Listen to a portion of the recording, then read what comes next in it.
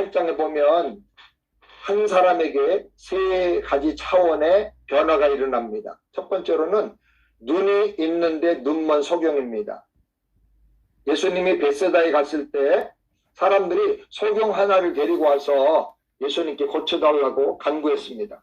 예수님이 소경의 눈에 침을 바르고 안수하여 축복하신 다음에 보이느냐 하고 물으셨습니다. 그러자 예, 보입니다. 사람들이 보이는데 나무 같은 게 걸어가는 것이 보입니다 라고 말했습니다. 그래서 예수님이 다시 안수하시자 만물을 밝히 보게 되었다 그랬습니다. 근데 17절부터 18절을 보니까 예수님이 이 사건의 핵심적인 의미를 해석해 주셨어요. 예수께서 가라사대 너희가 아직도 깨닫지 못하느냐, 너희 마음이 둔하냐, 너희가 눈이 있어도 보지 못하고 귀가 있어도 듣지 못하느냐, 그렇게 말씀하셨어요. 그래서 이 말씀과 연결해 볼 때 벳세다의 소경을 고친 사건은 단순히 눈먼 소경 고쳐주는 것으로 끝나는 사건이 아니라 영적인 메시지를 거기에 담고 있다 하는 것을 우리가 여기서 발견하게 됩니다. 이 말씀을 잘 묵상해 보면 첫 번째로 눈먼 소경이 있어요. 눈은 있는데 눈이 먼 소경입니다. 눈이 있는데 뵈는 게 없어요. 캄캄합니다. 뭘 하면서 어디로 가야 할지를 모르는 것이죠. 이 사람은 항상 절망과 두려움과 환경과 운명에 지배당하면서 끌려다닙니다. 자기 운명에 반발하고 탄식하고 더 열심히 살아갈 수도 있지만 그러나 그건 하나의 몸부림이지 근본적으로 눈이 감겨가지고 어디로 가야 될지 뭘 해야 될지를 모르고 사는 것입니다. 영적인 소경은 철저하게 운명과 환경에 지배를 당합니다. 그리고 사람들에게 끌려다닙니다. 항상 절망과 두려움과 걱정으로 살고 있습니다. 왜? 보이는 게 없으니까 희망이 없는 거예요.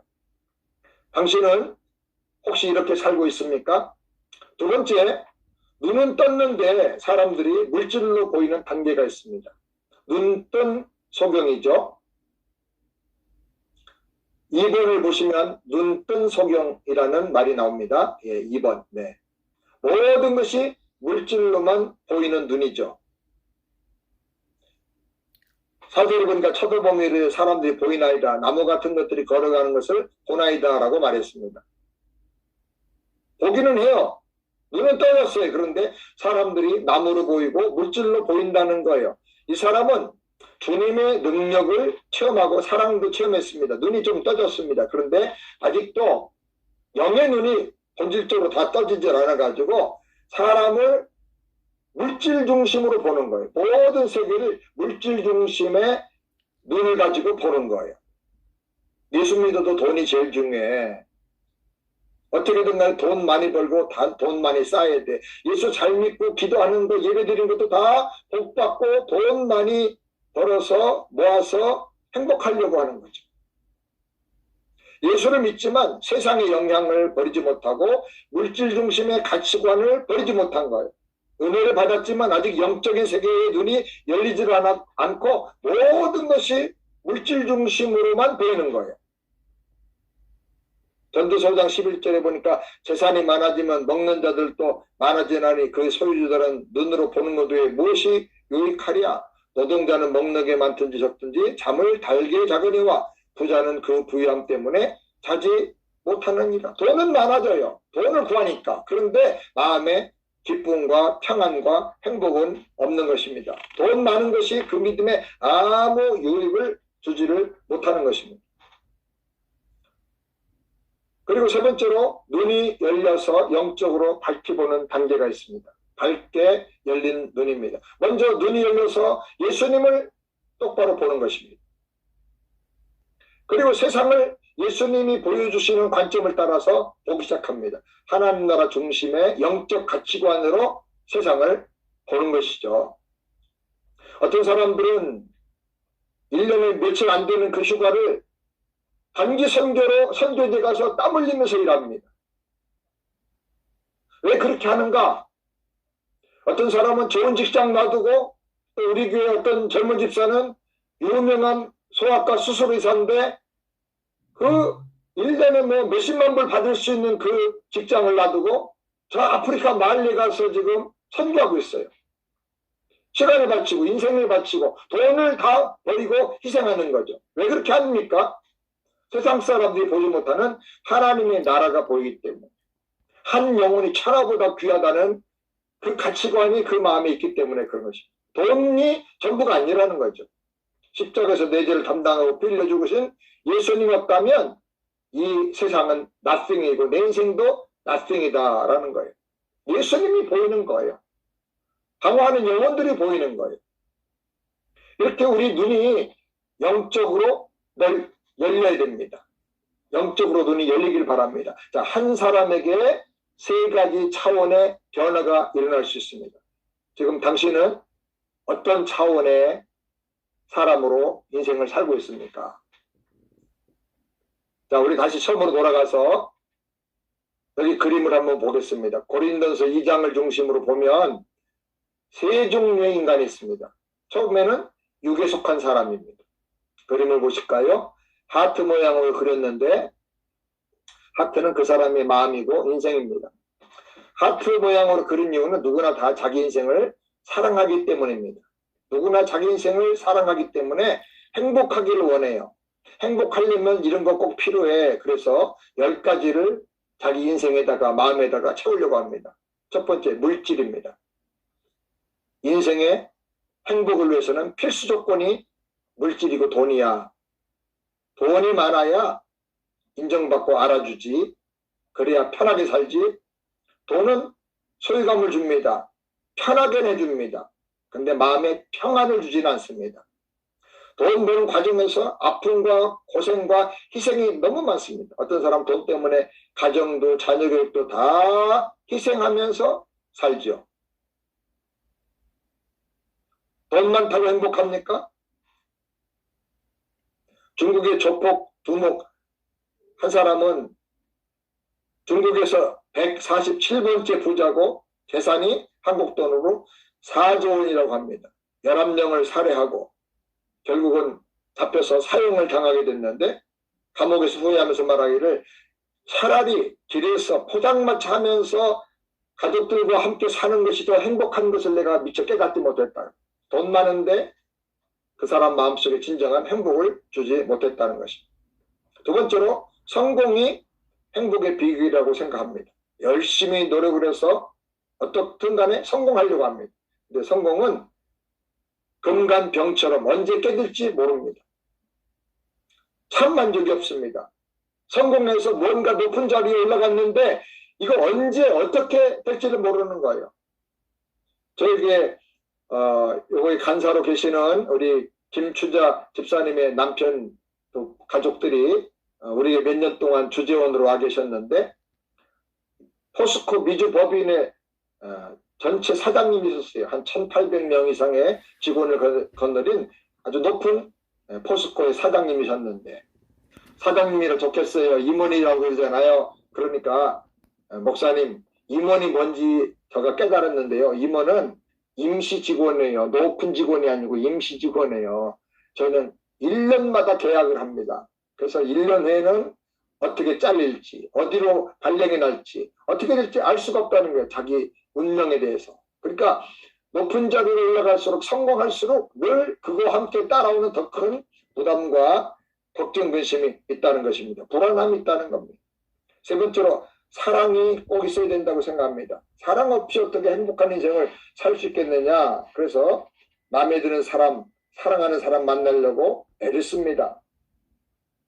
그런데 그 사랑 때문에 금가고 주둥이 깨진 클리스 같이 그 인생이 상처 있고 어려워지는 때가 많습니다. 사랑 때문에 울고 사랑 때문에 상처받고 사랑 때문에 사람들이 아파합니다.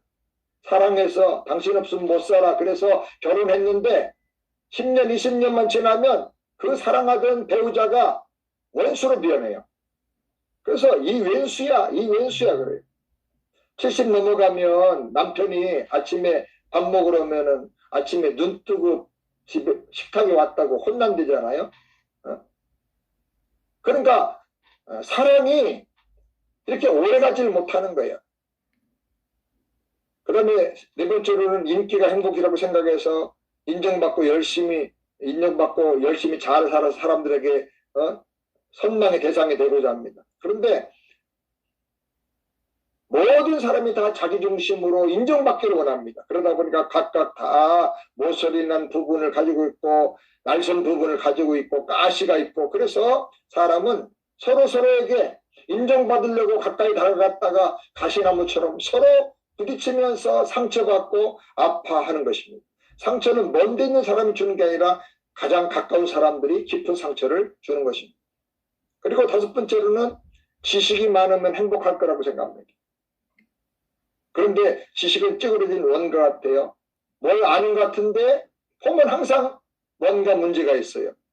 박사들은 많이 공부해서 다 알 것 같지만 자기 분야만 알지 깊이 들어가가지고 깊이 파고 들어갈수록 다른 세계가 안 보이는 거예요. 지식이 많으면 모르는 게 더 많다는 걸 깨닫게 되는 것입니다. 세상의 모든 지식과 책과 서적을 다 총동원해도 내가 누군지를 알 수가 없고 인생이 뭔지를 알 수가 없고 어디서 와서 어디로 가야 되는지를 알 수가 없는 것입니다. 여섯 번째로 행복을 찾아서 사람들은 만족하며 살려고 합니다. 그런데 행복은 럭비인 것 같습니다. 아침에 행복했는데 언제 이게 어디로 튈지를 모릅니다. 말 한마디 전 한마디에 분노가 일어나고 또 갈등이 생기고 걱정 근심이 생기고 잠을 못 이루고 그럴 때가 얼마나 많은지 모릅니다. 우리가 생각하는 행복은 다 조건적이어서 언제 그 조건이 달라질지 알 수가 없는 것입니다. 그래서 인생은 행복보다 걱정, 근심, 갈등, 불안이 더 많은 것입니다. 나폴레옹이 말하기를 내 생애를 꼭 손꼽아 보니까 행복한 날은 채 엿새도 되지 않았다 그랬어요.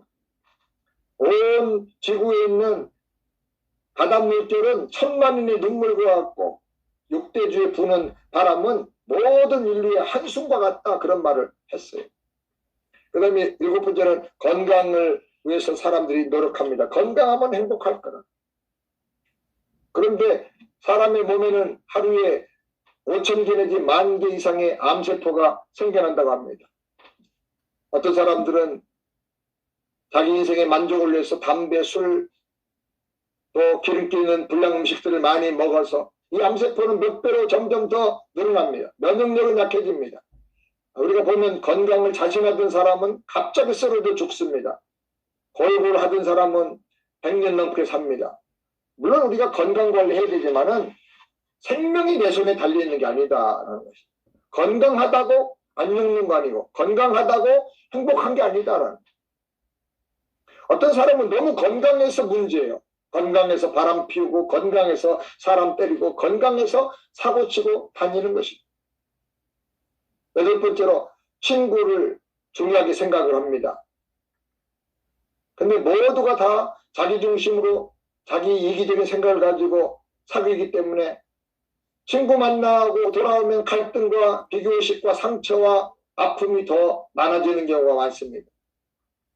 잘 살다가 망한 사람의 80% 정도가 가까운 친구와 지인에게 이용당하고 배신당하고 사기당해서 어려움을 당한다고 합니다. 그 다음에 아홉 번째로 종교를 가지면 마음에 평안 얻고 인생이 행복할 거라고 생각합니다. 근데 유한한 인간이 무한하신 하나님을 찾아가려고 하는 이 종교적인 노력을 가지고는 영원하신 하나님을 만날 수도 없고 근본적으로 인간의 문제를 해결할 수가 없는 것입니다. 육적인 인간은 영이신 하나님을 찾아서 만날 수가 없습니다. 그리고 내가 나 중심으로 내 행복을 추구하는 그런 종교는 어떤 변화도 가져오지 못하고 오히려 내 욕심만 미화시키고 더 커지고 완고해질 뿐인 것입니다. 열 번째로 건강한 자아상을 가지면 행복할 거라고 생각합니다. 그래서 나는 모든 걸 다 할 수 있어? 된다고 생각하고 긍정적으로 생각하면 돼. 그리고 많은 사람들이 인문학적으로 내 안에 있는 잠자는 거인을 깨우자, 나는 모든 걸 할 수 있다고 생각하자, 그렇게 말을 합니다.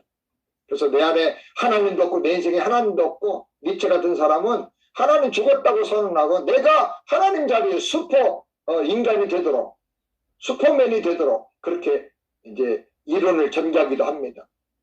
그런데 살면서 보면 내 안에 인간의 한계점이 있고요. 부정적인 자아상을 가지고 있고 나도 모르게 상처받은 자아상, 우울한 자아상을 우리가 가지고 있습니다. 내 속에 칼이 있고 폭탄이 있고 언제 터질지도 모릅니다. 아무것도 아닌 일에 분노하고 아무것도 아닌 일에 열받고 아무것도 아닌 일에 우리가 갈등하면서 걱정, 근심할 때가 너무나 많은 것입니다. 이렇게 살고 있는 사람들의 중요한 특징이 있는데 무엇일까요? 한번 볼까요? 자, 이 하탄에 있는 그림을 볼 때 특징을 한번 얘기해 보세요. 모든 것이 엉망진창이고 만사가 다 뒤엉켜 있고 균형은 다 깨져버렸고 결국은 솔로몬이 말한 것처럼 모든 것이 다 허무하게 사라지는 것입니다. 물질도 영원하지 않습니다. 인기, 성공도 건강도 영원하지 않습니다. 자, 왜 이렇게 될까요? 나는 행복을 원하는데 살면서 평생 정말 나폴레옹의 고백처럼 행복한 날이 채 엿새도 되지 않았다고 고백할 수밖에 없는 이유가 뭘까요? 예, 가장 중요한 핵심은 예수님 어디 계시죠? 내 인생 밖에 계시기 때문에 그렇습니다. 나에게 영원한 생명을 주시고 내 삶의 모든 문제를 해결해 주신 그분이 내 인생 밖에 계시기 때문에 주님은 내 안에 들어와서 나를 도와주기를 원하시지만은 내가 무관심하고 행복이 여기 있다고 생각하고 지금 이런 것들만 계속 찾아서 다니기 때문에 그렇습니다. 두 번째로 또 하나의 문제가 뭘까요? 내가 내 인생의 중심 의자에 앉아서 모든 것을 다 좌지우지하고 있기 때문에 그런 것입니다. 그러니까 평생의 고생과 수고와 근심과 염려와 갈등과 상처가 끊어지질 않습니다. 그리고 한 번은 죽어야 되고 그 후에는 반드시 심판을 받는다고 성경이 말씀하고 있습니다. 제가 한번 보겠습니다. 당신 인생에서 예수님은 어디 계십니까? 하나 더 질문하겠습니다. 당신은 예수 그리스도를 구세주로 영접하셨습니까?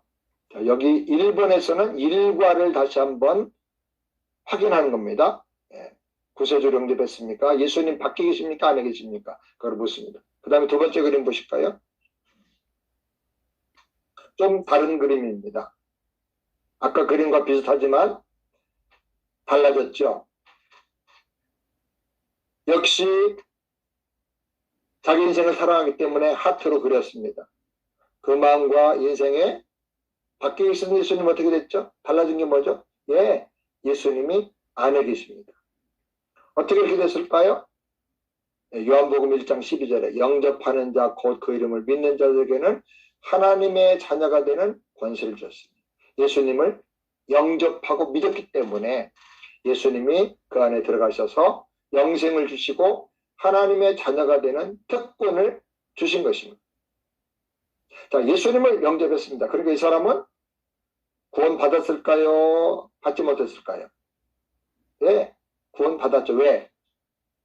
영생의 주인이신 영생을 가지신 예수님이 내 안에 들어오셔서 내 생명 되셨기 때문에 내가 이 사람은 영생을 얻은 것입니다. 자, 그런데 문제는 뭐죠? 네, 인생의 가장 중요한 몇 가지들이 여전히 아직도 문제가 많다는 겁니다. 아까 예수님 문 밖에 세워놓고 자기가 마음대로 살던 사람에 비하면 달라졌죠. 이 사람은 예수를 믿지만 아직도 육신에 속해서 사는 거예요. 자, 이 사람의 가장 큰 문제는 뭘까요? 자기 자신이 왕자에 앉아서 예수님은 자기 등 뒤에 세워두고 내가 모든 것을 다 주관하고 산다는 것입니다.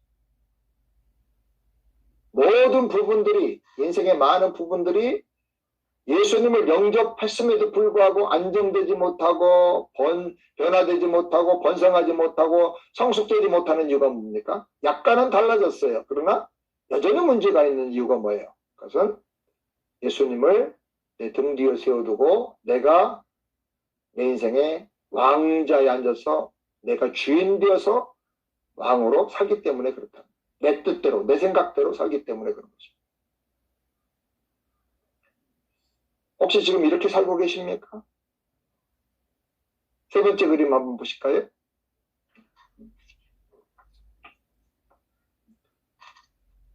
고린도서 2장 12절 한번 읽어보시죠. 우리가 세상의 영을 받지 않냐고 오직 하나님으로부터 영을 받았으니 이는 우리로 하여금 하나님께서 우리에게 은혜를 주신 것들을 알게 하려 하십니다. 예수님을 이 사람은 그 마음에 영접했습니다. 그리고 자기가 왕의 보좌에 앉아있던, 주인의 자리에 앉아있던 자기가 이제 완전히 깨지고 낮아졌습니다. 그리고 예수님을 내 왕좌에, 내 중심 보좌에, 주인의 자리에 모셨습니다. 자, 이거를 갈라디아 2장 10절 이렇게 설명합니다. 다시 읽겠습니다. 내가 그리스도와 함께 십자가에 못 박혔나니. 자, 여기까지 보시죠. 내가 예수님과 함께 십자가에서 죽으실 때, 예수님이 죽으실 때 나도 거기서 나의 옛사람이 십자가에 못 박혀 죽었다. 그래서 그런즉 이제는 내가 사는 것이 아니요. 왜? 나는 예수와 함께 죽었기 때문에. 오직 내 안에 그리스도께서 사시는 것이라. 이 그리스도는 누구죠? 죽으셨다가 다시 부활하신 예수님. 부활하신 예수님, 영원한 생명을 가지신 그 예수님. 사망을 이기고 승리하신 그 예수님이 내 안에 사신 것이라. 그 다음에 이제 내가 육체 가운데 사는 것은 나를 사랑하사 나를 위하여 자기 자신을 버리신 하나님의 아들을 믿는 믿음 안에서 사는 것이라. 자, 이것이 믿음으로 사는 비결이고 하나님의 자녀로 거듭나는 삶을 설명해 주는 말씀이에요. 거듭나는 게 뭐냐? 나는 옛사람이 예수와 함께 십자가에서 죽었다. 나의 죄인된 옛사람이 죽고 육의 사람이 죽고 나 중심으로 내 욕심으로 살던 나의 옛사람이 자연인이 예수와 함께 영적으로 죽었다. 그리고 이제 내 안에는 부활하신 예수님이 내 안에 들어오셔서 살아계신다. 내 생명 되시고 내 주인 되시고 나의 왕으로 내 안에 살아계신다. 이제 내가 이 땅에 사는 것은 이 예수님을 믿는 믿음 안에 사는 것이다. 예수님이 나의 구세주고 나의 인생의 주인이고 나의 인생의 왕이신 것을 믿는 믿음으로 사는 것이다. 자, 이렇게 살 때 그 그림을 한번 보시죠. 모든 것이 다 어떻게 해요? 균형을 이루고 있어요. 그리고 모든 것이 다 청통하고 아름답고 이렇게 평화롭게 변화가 되는 것입니다. 그 밑에 계시록 3장 20절 한번 읽어볼까요? 볼지어다 내가 문 밖에 서서 두드리노니 누구든지 내 음성을 듣고 문을 열면 내가 거기로 들어가 그와 더불어 먹고 그는 나와 더불어 먹으리라. 자, 이런 삶을 살려면 어떻게 되느냐? 문 밖에서 두드리시는 예수님께 그 음성을 듣고 문을 열어야 돼요. 예수님을 나의 구원의 주님으로도 영접했지만 내 인생의 주인으로, 내 인생의 왕으로 예수님께 문을 열고 영접을 해야 돼요. 나는 죽었다고 선언하고 갈라디아 2장 20절처럼 이 계시록 3장 20절은 이미 구원받고 교회가 된 초대교회를 향해서 예수님이 하신 말씀이에요. 너희가 예수 믿고 구원받았다고 하는데도 여전히 나를 문 밖에 세워두는 것처럼 너희들이 다 주인 되어가지고 너희들이 왕이 돼가지고 너희들 마음대로 하는구나. 그래서 너희 교회가 생명력이 없고 변화되지 않고 승리하지 못하는 거야. 그러므로 내가 문 밖에 두드리고 있는데 내 소리를 듣고 문을 열어. 그러면 내가 거기로 들어가겠다. 그 예수님께 내 마음 중심의 문을 열어야 돼. 내 마음의 가치관의 문을 열고 모든 핵심의 그 마음의 자리에 중심에 예수님을 모셔드려. 그래서 주님을 나의 왕으로 나의 주인으로 모셔드리는 것입니다. 그리고 나는 어디 있습니까? 예수님 발 앞에 없어지는 게 아니라 나는 예수님 발 앞에 청지기로 그분이 쓰시는 사람으로 내가 헌신하고 순종하는 그런 사람으로 사는 것입니다. 그럴 때 물질, 성공, 사람 모든 인간에게 필요한 것들이 균형을 잡게 되고 놀라운 역사가 나타나는데 그때 나타난 변화를 여기 한번 보겠습니다. 첫 번째로 A, 균형 잡힌 삶을 살게 됩니다. 요한 3서 1장 2절 다 같이 한번 읽어보실까요? 살아난 자여 내 영혼이 잘된 같이 내가 범살 잘되고 강건하기를 원하노라. 영혼이 잘된 같이 영혼이 구원받고 영혼이 예수님께 드려지고 헌신한 것처럼 네가 하는 모든 일이 다 잘된다. 주님이 다스려 주시니까, 주님이 통치해 주시니까 다 형통하게 잘 되고, 그 다음에 우리 몸은 걱정 의심 없이 다 맡기고 사니까 최고의 건강을 누리고 살게 되는 것입니다. 이렇게 균형이 잡히게 되기를 바랍니다. 그 다음에 B번, 풍성한 삶을 살게 됩니다. 요한복음 10장 10절, 도둑이 오는 것은 도둑질하고 죽이고 멸망시키는 것뿐이요 내가 온 것은 양으로 생명을 얻게 하고 더 풍성히 얻게 하려는 것이라. 도둑은 우리의 생명을 뺏어가고 믿음을 뺏어가고 기쁨과 모든 천국의 복을 뺏어가고 결국 우리를 죽입니다. 도둑이 올 때 정신 차리고 도둑이야 그러면 도망가는데, 그냥 가만 놔두면 그 다음에 죽이고 멸망시키는 더 심각한 이제 파멸을 가져오는 것이죠. 그래서 도둑이 올 때 나는 도둑 싫어, 도둑 나가라 하고 소리를 지르고 사탄아 물러가라 하고 쫓아내야 됩니다. 근데 예수님이 오신 이유는 우리에게 생명을 주시고 영원한 생명만 주신 게 아니라 더 풍성히 얻게 하려 합니다. 이 땅에 살면서도 영적으로 풍성하고 말씀 가운데 기도 가운데 능력 있는 삶을 살게 되고, 그리고 모든 하는 일이 풍성해지는 것입니다. 풍성하게 돼야 됩니다. 일과에서는 생명 얻는 것을 배웠죠. 생명 얻는 복음. 이과에서는 풍성히 누리는 그 복음을 지금 말씀하고 있는 것입니다.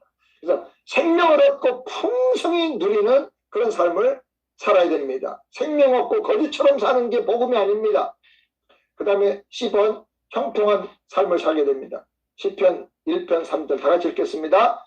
그는 시냇가에 심은 나무가 철을 따라 열매를 맺으며 그 잎사귀가 마르지 아니한 같더니 그 하는 모든 일이 다 형통하리로다. 이렇게 주님께 나의 삶을 다 내어드리고 그분의 말씀에 순종하고 그분에게 헌신하고 사는 사람은 시편 1편에 있는 것처럼 시냇가에 심겨진 나무처럼, 나무가 뿌리가 그 시냇가에 닿아가지고 생명이 공급되고 능력이 공급되기 때문에 철을 따라 열매를 맺고 잎사귀가 마르지 않는 사람이 된다. 그 사람이 하는 모든 일이 다 형통하게 된다는 거예요. 번성하고 형통하게 되는 거예요. 하나님의 오리지널 디자인이 이루어지는 거죠. 그 다음에 D번에 선을 이룬 삶입니다. 로마서 8장 28절 다 같이 읽겠습니다. 우리가 알거니와 하나님의 선한 자 곧 그의 뜻대로 부르심을 입은 자에게는 모든 것이 합력하여 선을 이루느니라. 합력하여 선을 이루어요. 힘든 일이든 좋은 일이든 나쁜 일이든 좋은 일이든 다 합력하여 결국은 유익이 되는데, 그 이유는 뭐냐면 하나님이 다스려 주시기 때문에 그래요. 전지전능하신 하나님이 다스려 주시기 때문에 모든 일을 다 바꾸어서 우리에게 유익이 되고 은혜가 되고 예수 닮아 성화되게 만들어 주시고 믿음으로 승리하게 결국은 만들어 주시는 것입니다. 그러니 이게 얼마나 놀라운 축복입니까?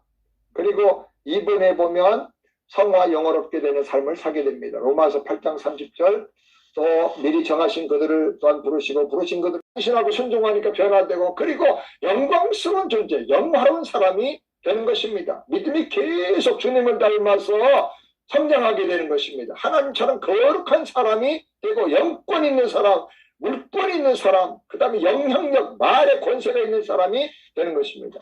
그 다음에 성령 충만한 삶을 살게 됩니다. 에베소 5장 18절 다 같이 읽겠습니다. 술 취하지 말라 이는 방탕한 것이니 오직 성령의 충만함을 받으라.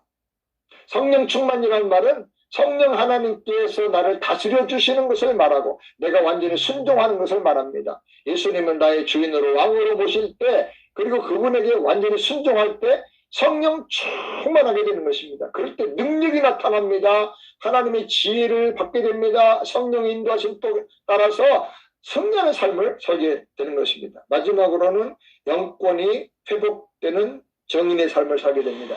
거기 하나 더 써주시기 바랍니다. FG로요. 영권이 회복된 정인의 삶. 사도행전 1장 8절에 성령이 임하시면 너에게 권능을 주시리라. 권능이 생겨서 땅끝까지 이르러 내 증인되리라 하셨습니다. 사도행전 1장 8절. 마가복음 16장 17절에 보니까 예수 이름으로 권세가 나타나게 된다. 병자에게 손을 든 날이라. 예수 이름으로 악한 귀신을 명한 자 다 쫓겨나리라. 예수 이름의 권세가 나타나게 됩니다. 사도행전 3장 6절에도 예수 이름으로 안진병을 잡아 일으킬 때, 일어나라 할 때 예수 이름의 권세가 나타나게 되었습니다. 이렇게 다스리는 왕권, 영권이 회복된 정인의 삶을, 말하면 증거가 있는, 복음의 증거가 나타나는 이런 삶을 살게 되기를 바랍니다. 자, 우리가 이 세 가지 그림을 봤는데요. 지금 자매님은 이 세 그림 중에 어느 그림에 속해서 지금 살고 계십니까? 네, 첫 번째 그림이라고 하면 아직 예수님을 영접하지 않은 것이 되겠죠. 그럼 다시 일과를 다시 정리를 해드려야 됩니다. 두 번째 그림이라고 하는 분들이 많이 계시겠죠. 아직도 예수님을 나의 구세주로만 영접하고 주인과 왕으로 영접해서 풍성한 삶, 승리하는 삶을 살지 못하는 분이죠. 예수님이 나의 주인이라는 것을 깨닫게 하고 갈라디아 2장 10절 그걸 다시 잘 설명하고 계시록 3장 10절을 잘 설명을 해야 됩니다. 자, 어떤 삶을 살기를 원하십니까? 마지막으로 중요한데요. 어떤 사람으로 살기를 원하세요? 손가락 한번 짚어보시기 바랍니다. 예, 세 번째 삶이라고요. 그렇죠. 이렇게 사는 삶을 우리가 천국을 누리는 삶이다, 승리하는 삶이다 라고 말할 수 있습니다. 하나님이 자매님을 부르시고 사랑하시고 구원하신 이유는 영생을 주실 뿐 아니라 이렇게 풍성한 삶, 승리하는 삶을 천국을 누리면서 살도록 그렇게 목표하고 부르신 것입니다. 이렇게 되길 원하시면 예수님을 구세주와 주인과 왕으로 영접하는 기도를 드리시기 바랍니다. 이미 구세주로 주님을 영접했지만 주인과 왕으로 영접을 해야 됩니다. 다 같이 한번 따라서 한번 영접기도 한번 하시겠습니다. 다 같이 읽겠습니다. 주 예수님, 저는 이미 회개하고 예수님을 나의 구원자로 영접했습니다. 저는 이미 구원받았고 죄사함을 받았습니다. 나 풍성하고 형통한 삶, 균형 잡히고 변화되는 삶을 살지 못하고 있습니다. 그 이유는 내가 내 인생의 주인이 되어 살았기 때문입니다. 모든 교만과 불신앙을 용서하여 주옵소서. 이 시간 예수님을 내 인생의 주인과 왕으로 모셔드립니다. 저를 다스려 주시고 주님의 뜻대로 사용하여 주옵소서. 예수 그리스도 이름으로 기도드립니다. 아멘. 내가 문 밖에 서서 들으려니 누구도 내 음성을 듣고 나는 누구죠? 예수님이 구세주일 뿐 아니라 주인과 왕이신 그 예수님의 음성을 듣고 문을 열면 내가 그에게로 들어가서 그와 더불어 먹고 그는 나와 더불어 먹이려 하셨습니다. 이제 풍성한 삶을 주님께서 살도록 축복해 주실 것입니다. 이렇게 해서 예수님을 회개하고 영접하게 하는 것입니다. 한 가지만 확인하겠습니다. 예수님을 나의 구세주로 영접하는 거듭남의 기도, 영접하는 기도는 평생 몇 번을 해야 됩니까? 어떤 분은 자주 한다 그러는데 아닙니다. 거듭나는 것은 평생에 한 번입니다. 애기 태어나는 것처럼 회심을 위한 회개도 평생 한 번이고 거듭나는 것도 한 번입니다. 하나님의 자녀가 되는 것이죠. 그 다음에 취소했다 다시 또 거듭나고 그런 게 아니고 한 번 하나님의 자녀가 되면 신분은 안 변합니다. 근데 예수님을 나의 주인과 왕으로 모셔드리는 이 기도는 평생 여러 번 반복할 수가 있습니다. 주제권을 내어드리는 기도죠. 저는 설교할 때나 사역할 때도 주님, 이 시간의 주인은 주님이십니다. 이 예배의 주인도 주님이십니다. 주님 오셔서 영광을 받으시고 주님이 주님의 뜻을 이루어 주시옵소서. 그리고 저는 도구로 써주시옵소서. 이렇게 기도를 합니다. 이것이 예수님을 나의 주인으로 모셔드리는 기도입니다. 이거는 평생 수없이 반복하게 되고요. 이 기도를 많이 드리는 사람일수록 더 강력한 능력과 그 다음에 영권과 형통함이 나타나게 됩니다. 변화가 일어나게 됩니다. 그래서 예수님을 주인과 왕으로 영접하는 기도는 평생 수없이 반복할 수 있다. 그거를 가르쳐 주시기를 바랍니다. 할렐루야!